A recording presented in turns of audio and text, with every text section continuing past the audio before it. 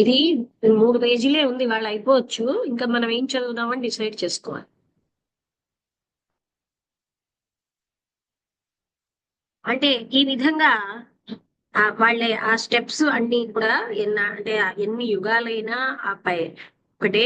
అంటే ఈ రకాలైన సిస్టమ్స్ మారుతూ ఉండొచ్చు, కానీ విషయం ఆ ఫైనల్ స్టెప్స్ ఎప్పుడు ఒకటే. Perfected man of the seventh round of our chain will be the secret. It is there stated, అది అయిపోయింది కదా. Systems of things as a whole is moving upwards, and thus the actual attainment, which in the remote future will mark a particular step, will be far fuller than they are at present. అంటే మనకి at present లో ఉన్న కంటే చాలా పరిపూర్ణమైన steps ఉంటాయి. The perfected man of the seventh round, 7వ round లో పర్ఫెక్టెడ్ మనుషులందరూ మెన్, అంటే మన చైన్ లో ఉన్నవాళ్ళు. But one remove from the route ways of their hierarchy, అంటే ఆ హైరార్కీలో ఉన్న రూట్ వేస్ లోంచే ఉంటారు. The highest on earth and hour terrestrial, వాళ్ళే ఉన్నతంగా మన టెరెస్ట్రియల్ చైన్ లో హైయెస్ట్ కదా seventh route. That is to say the king stands even now one stage beyond the point to which only ages of evolution will bring the perfected men of our humanity. అంటే యుగాల తరబడి పరిపూర్ణమైనటువంటి వ్యక్తుల్ని పైకి తీసుకురావడానికి the king stands even now, ఇప్పటికీ కూడా అక్కడే ఉంటారు. ఏజెస్ అంటే అక్కడ ఏంటి, that must run in millions of years. యుగాలంటే మిలియన్ల కొలిది సంవత్సరాలు. Taking us through 2.5 rounds of varied experience. ఇక్కడ రౌండ్ అంటే చాలా, అంటే కొన్ని మిలియన్ సంవత్సరాల అనుభవాలతో మనం ఉంటాం. This wonders being came during the third race period to take change of the earth evolution. ఈ అద్భుతమైనటువంటి బీయింగ్ అన్నది ఎప్పుడు వచ్చిందంటే ఎర్త్ ఇవల్యూషన్ లో థర్డ్ రేస్ లో పీరియడ్ లో వచ్చింది అంటున్నారు.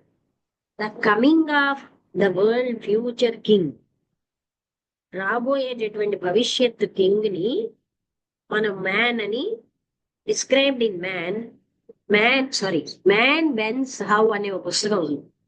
అందులో ఆ చిన్న పుస్తకమే అండ్ వెదర్, ఆ పుస్తకంలో డిస్క్రైబ్ చేయబడింది అంటున్నారు. అయితే the great Lemurian polar star was still perfect and the huge crescent still stretched along the equator, including Madagascar.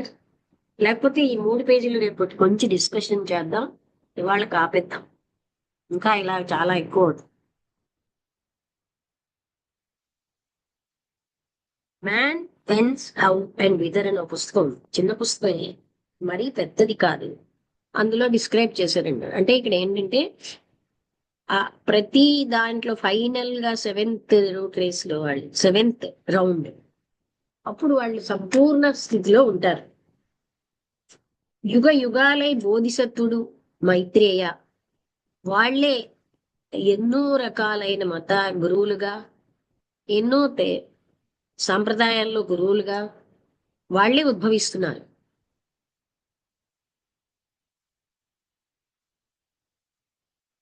అంటే ఇక్కడ వాళ్లలో ఉన్న ఆ అంటే కంప్లీట్ గా perfected soul to help humanity, మానవాళి యొక్క దుఃఖం ని చూడలేక వీళ్ళకి ఒక హెల్పింగ్ హ్యాండ్ ఇద్దామని వాళ్ళు జన్మ తీసుకుంటున్నారు.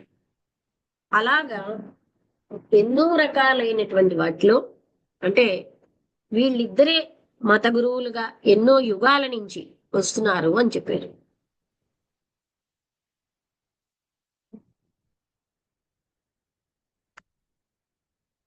వసంతులత ఏమైనా చెప్తావా?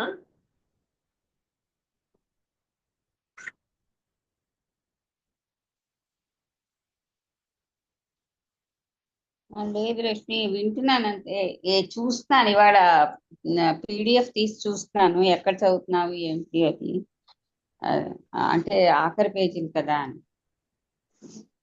అంటే ఫస్ట్ అదే అష్టాంగ మార్గంలో మొదటి మూడు అదే చదివిన లాస్ట్ మూడు నిన్న 5 తీసుకెళ్ళి అయ్యాయి, 6 అయ్యాయి, ఇవాళ మిగతా 2. Right memory, right concentration. Right memory, right concentration. Right memory and memory ఏది మనం జ్ఞాపకం పెట్టుకో, మెమరీ ఏమైనా చెడ్డ లాస్ట్ విషయాలు ఏంటన్నా? జరిగినప్పుడు అవి జ్ఞాపకం పెట్టుకోకూడదు. మంచి విషయాలు అవి ఎప్పుడు జ్ఞాపకం ఉంచుకోవాలి. ఏది జ్ఞాపకం ఉంచుకోవాలి, ఏది జ్ఞాపకం ఉంచుకోకూడదు అన్న విషయం గురించి చెప్పారు. Right memory. కాన్సన్ట్రేషన్ అంటే తర్వాత రైట్ మెడిటేషన్. అదే అంటే ధ్యానం. My right meditation. కాన్సన్ట్రేషన్ అని కూడా నువ్వు చెప్పావు, వర్డ్స్ యూస్.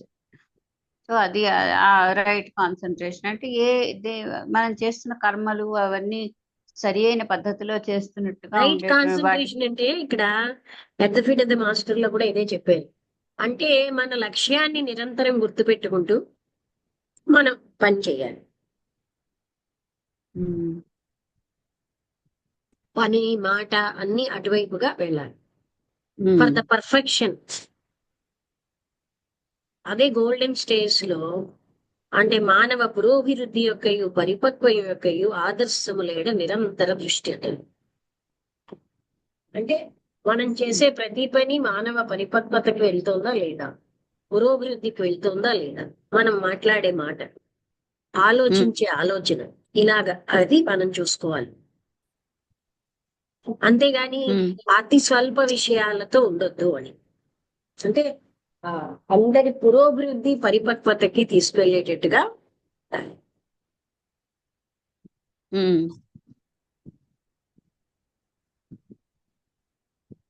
చూడు, ఏదైనా ఒక విషయం తెలుసుకోవాలి, నాకు పని ఉంది అనే బదులు ఆ పనిని పక్కన పెట్టి ఆ చెప్పడం చాలా ముఖ్యం అక్కడ.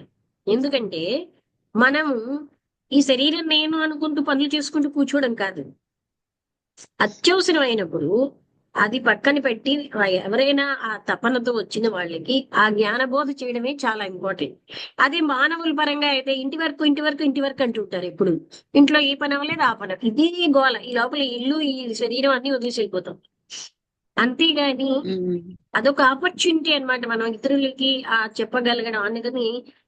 అదే మన లైఫ్ లక్ష్యం. కేవలంగా తినడం తాగడం వంట చేసుకోవడం ఇవే కాదు కదా. శరీరానికి ఫీడింగే మన లక్ష్యమా? కరెక్ట్, నిజమే. ఆ విధమైనగా మన కాన్సెప్ట్స్ లో కూడా చాలా తేడా వస్తుంది అనమాట. ఎప్పుడైతే ఇది దృష్టిలో పెట్టుకుంటామో వాట్ ఈస్ మోర్ ఇంపార్టెంట్ అనేది. అదే ఒక గృహిణిని అడిగితే ముందు నీ పని చేసిసుకో అంటారు. అంటే ఈ పనులు ఎప్పుడు ఉంటాయి కదా, వాళ్ళు వెళ్ళేకైనా మనం చేయొచ్చు. కానీ మా నాన్నగారి సిస్టర్ అన్నపూర్ణ ఇలాగే పాటించేవారు. ఏదైనా అన్ని వదిలి వాళ్ళు మన ఇంటికి వచ్చినప్పుడు మనం వాళ్ళకి ఇంపార్టెన్స్ ఇవ్వాలి. వాళ్ళకి సమస్తం వాళ్ళన్నీ సాక్రిఫైస్ చేసుకుని మన దగ్గరకు వచ్చారు to know something. So we have to give that. అంతేగాని నాకు ఈ పని ఉంది ఆ పని ఉంది, ఈ పనులు నాకు ఇవాళ ఇంకా ఈ వంట అవ్వలేదు ఇది చేయలేదు ఇలాగా అంటే, if somebody is there depending on us, that is different. లేనప్పుడు మనం ఏమో దానికి ప్రయారిటీ ఇవ్వచ్చు. అంటే వాళ్ళు ఎన్ని వదులుకొని వచ్చారు. ఆమె ఇంకో పాయింట్ చెప్పేవారు, మన ఇంటికి వచ్చిన వాళ్ళకి మనం గ్లాసుని టీవో లేకపోతే భోజనం పెట్టడం పెద్ద విషయం కాదు, వాళ్ళన్నీ వదులుకొని మన దగ్గరికి వచ్చిన సాక్రిఫైస్ ఇంకా గొప్పదండి. బట్ పీపుల్ అలా ఆలోచించారు. అలాంటి మాటలకే రామస్వామి స్వామిజీ సంతోషించి అమ్మ ఆవిడెవరినో నేను చూస్తానని ఆవిడ ఇంటికి వచ్చారు. అంటే అంత లోతుగా ఆవిడ మాట్లాడుతున్నారని. జనరల్ గా పీపుల్ ఆర్ ఫిల్డ్ విత్ ఇగో. మన ఇంటికి వచ్చారు మనం ఎంత గ్రేటు అలా ఆలోచిస్తాం గాని వాళ్ళు ఎన్ని రకాలు వదులుకొని మన దగ్గరికి వచ్చారు కదా. వాళ్ళకి ఇంటికి రావాల్సిన వాళ్ళని మిగతా వాళ్ళ పనులు ఎన్ని వదులుకుంటే మన దగ్గరికి రాగలుగుతున్నారు. ఎవరు మనం పెట్టే భోజనానికో మనం ఇచ్చే టీకో రారు. అది మనం గ్రహించుకుని మన ఇంటికి వచ్చిన వాళ్ళనే మనం మనకి భగవంతుడుగా తీసుకుంటే నష్టం ఏమిటి? అది మన యొక్క అప్పుడు మన లక్ష్యాలు మారిపోతాయి. జ్ఞానం మారుతున్న కొద్దీ పనుల ప్రయారిటీ మారిపోతుంది. ఉమ్.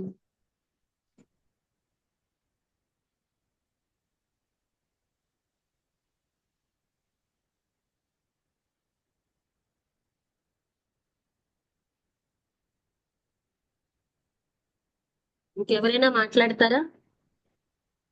స్రవంతి గారు, వసంతులతో మాట్లాడుతున్నావా? ఇంకా అయిపోయిందా? అంటే ఆ తర్వాత ఆఖరిన నువ్వు చెప్పావు కదా, ఈ అంటే అది చదువుతున్నప్పుడు ఇది రైట్ ధ్యానంలో ఉన్నప్పుడు మీద వాళ్ళు కూడా అంటే అదృశ్యంగా ఉండేటువంటి వాళ్ళు కూడా మన భావ దీనికి ప్రవాహం అంటే మన మన మైండ్ సెట్ కి మన స్థితికి మన స్థితి అట్రాక్ట్ చేయగలుగుతుంది. మిగతా వాళ్ళని కూడా మంచిగా విముక్త అవుదాం అనుకున్న వాళ్ళు, అదృశ్యంగా ఉన్న వాళ్ళు, మంచితనంగా ఉండేవాళ్ళు, వాళ్ళందరూ కూడా మన దగ్గరికి రావడానికి అవకాశం ఉంటుంది ఎప్పుడు ఈ రైట్ ధ్యానంలో ఉంటే అని. దాని నుంచి ఒక తేజస్సు వస్తుంది. ఆ తేజస్సు మిగతా వాటిని ఆకర్షిస్తుంది. అలాంటి మైండ్ ఉన్న వాళ్ళనే. అది అదే ఒక like point. People like minded అంటే ఒకే రకం వాళ్ళు ఒకే రకం వాళ్ళని చేత ఆకర్షించు. ఇప్పుడు చెడు చేయాలన్న వాళ్ళందరూ వాళ్ళని అలాంటి వాళ్ళని ఆకర్షిస్తారు. ఉపకారం చేయాలి, మంచి చేయాలన్న భావన ఉన్న వాళ్ళు అలాంటి వాళ్ళు ఇష్టపడతారు. అది కానీ ఆ రైట్ ఫైనల్ గా ధ్యానం. ఎంత చెడు చేసిన వాళ్ళైనా సరే ఏదో ఒక జన్మలో మారాల్సిందే. నా అన్యః పంథాః అంటే మరో మార్గం లేదు, ఈ మార్గానికి ఫైనల్ గోల్ రావాల్సిందే. అదే కదా. అదే అంటే ఇవల్యూషన్ అదే కదా. మంచి దీనిగా సంపూర్ణంగా ఉండడమే ఇవల్యూషన్ తాలూకా గోల్. ఓకేనా. అందుకని అంటే ఈ జన్మలో ఇలా ఉన్నాం అనేది అంటే వాళ్ళు కూడా ఒక జన్మలో అలా చెడు చేసి చేసి చేసి బాధలు పడి పడి ఆత్మ తపించి ఈ పనులు చేయకూడదు అనుకుంటూ మంచి వైపు వస్తారు. అలా చేయడానికి కొంతమంది వేల జన్మలు పడితే, కొంతమంది కొన్ని జన్మలే పడతాయి వాళ్ళ యొక్క పరిణామం బట్టి. అంటే కొంతమంది ఎంతో ఎక్కువగా పరిణామం చెందిన వాళ్ళకి చెడు చేసే స్థితే ఉండదు.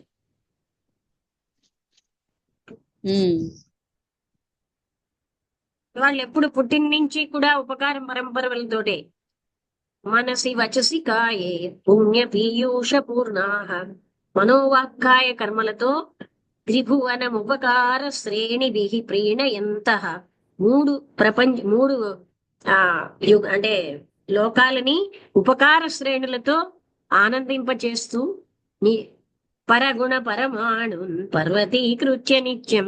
పరమాణు అంత మంచి పనిని పర్వతం అంత చేసుకుని నిజ హృది వికసంతః సంతి సంతః కియంతః అంటే తన హృదయంలో ఆనందిస్తారు. ఇంత పరమాణు అంత మంచి పనిని పర్వతం అంత చేసుకుని అలాంటి ఆనందించే సత్పురుషులు కొంతమందే ఉంటారు అని.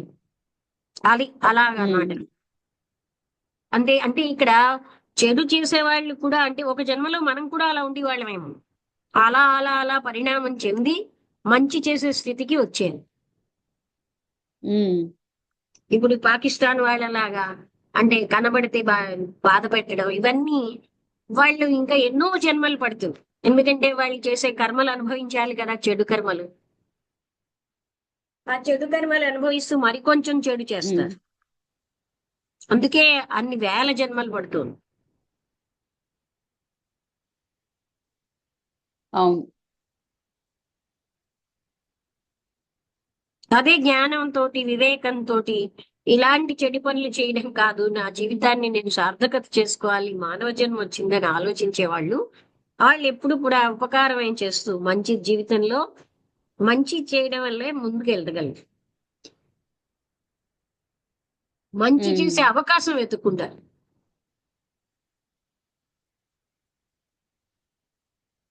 అది పరిణామం.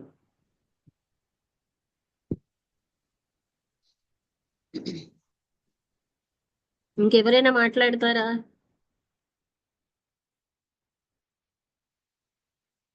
శ్రవంతి గారు,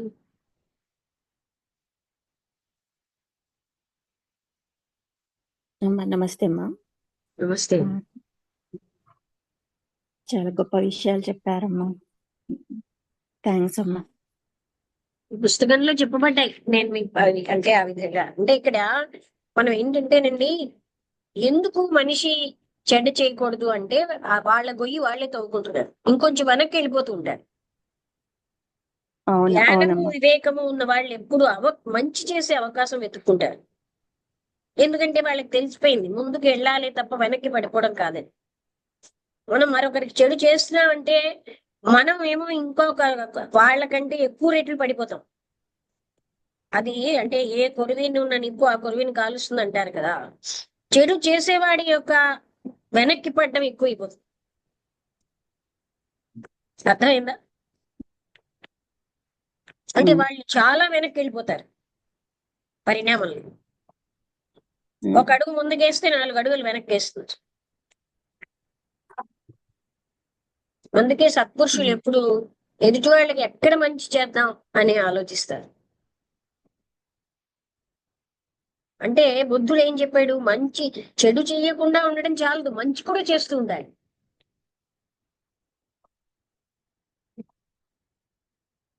అంటే చెడు చేయకుండా ఉండడం అనేది చాలదు.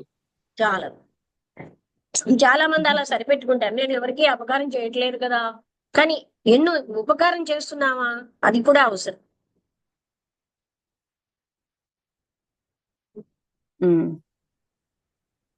To help others. హృదయంలో ప్రేమ అన్నది ఉంటే అది ఎప్పుడు వస్తుంది? పరిపక్వత వస్తున్న కొద్దీ మానవుడి యొక్క స్వరూపమే ప్రేమ.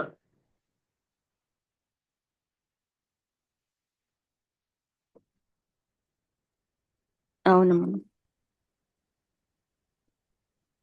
ఆ ప్రేమతత్వం లేనిదే అసలు ఈ జీవం లేదనిపిస్తుంది.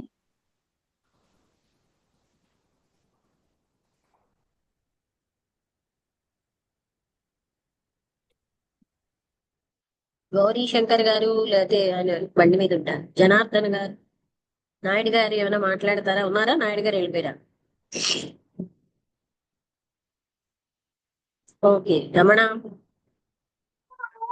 అర్థమవుతుంది అమ్మగారు. ఉమ్.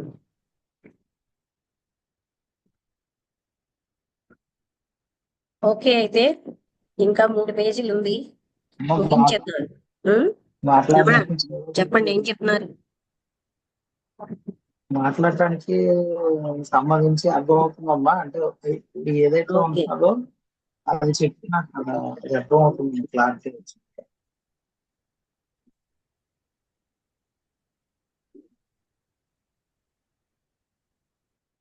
ఓకే, అయితే ఇవాళ ముగించేద్దాం. ఒక 3 పేజెస్ ఉన్నాయి, రేపు ఏమైనా మనం విషయాలు అంటే డిస్కస్ చేసుకోవచ్చు. మీరు ఆలోచించండి, వసంతలత నువ్వు కూడా ఆలోచించి ఏ పుస్తకం మళ్ళీ నెక్స్ట్ చెప్పుకుందాం. ఏదో ఆవిడ చెప్పినటువంటి ఏంటి తమో భాస్కరం అని వచ్చింది కదా, వసంత గారు చెప్పారు, అది ఏదో గ్రాంధిక భాషలో ఉంటుందని విన్నాను.